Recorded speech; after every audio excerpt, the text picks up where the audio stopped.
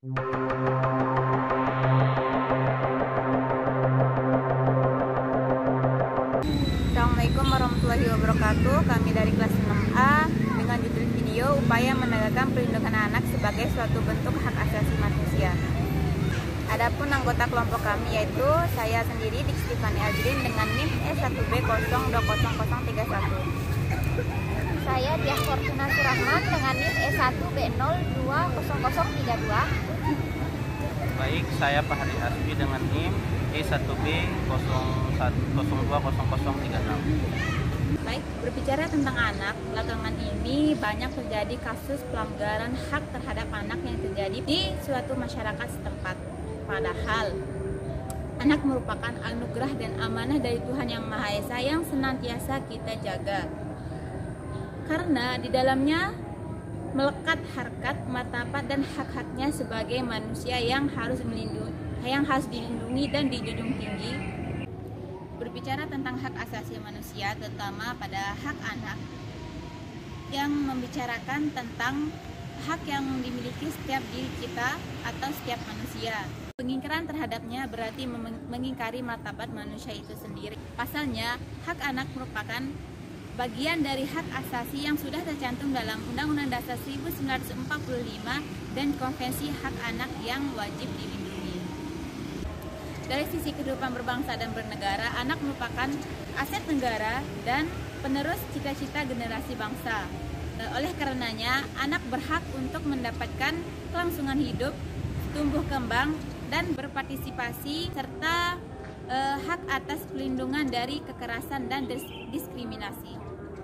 Adapun dampak yang kerap terjadi terhadap anak, yang pertama yaitu kekerasan terhadap anak, yang kedua eksploitasi terhadap anak, yang ketiga pergaulan bebas, yang keempat penjualan anak, yang kelima sex definition, yang keenam angka kelahiran anak yang tidak sesuai. Adapun upaya-upaya lainnya yang telah dilakukan terkait perlindungan dan pemenuhan hak anak. Yang pertama, pemerintah membuat program, misalnya satu, penerbitan akta kelahiran gratis bagi anak. Yang kedua, pendidikan tentang cara penyuluhan terhadap anak, kelahiran terhadap anak, serta garis keturunan terhadap anak. Yang keempat, layanan kesehatan untuk anak. Yang kelima, meningkatkan anggaran pendidikan dasar dan menggratiskan biaya pendidikan dasar.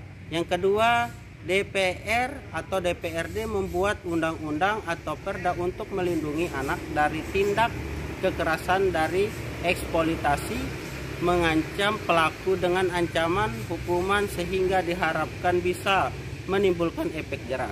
Yang ketiga, jajaran penegak hukum baik kepolisian maupun jaksa dan penegak keadilan yaitu hakim memproses setiap pelanggaran hak anak dengan tegas tanpa pandang bulu dan memberi sanksi yang setimpal dengan pelanggaran yang dilakukan. Selanjutnya, mengenal jenis-jenis pelanggaran terhadap anak. Kekerasan pada anak secara fisik maupun seksual, ancaman hukuman pidana minimal 5 sampai maksimal 15 tahun sesuai dengan pasal 80, 81, 82. Penculikan, penjualan, perdagangan anak, ancaman pidana minimal 3 sampai maksimal 15 tahun sesuai dengan pasal 83. Nah, lalu siapa yang bertanggung jawab? Sesuai dengan pasal 20, negara, pemerintah daerah, masyarakat, keluarga, dan orang tua ataupun wali berkewajiban dan bertanggung jawab terhadap penyelenggaraan perlindungan anak.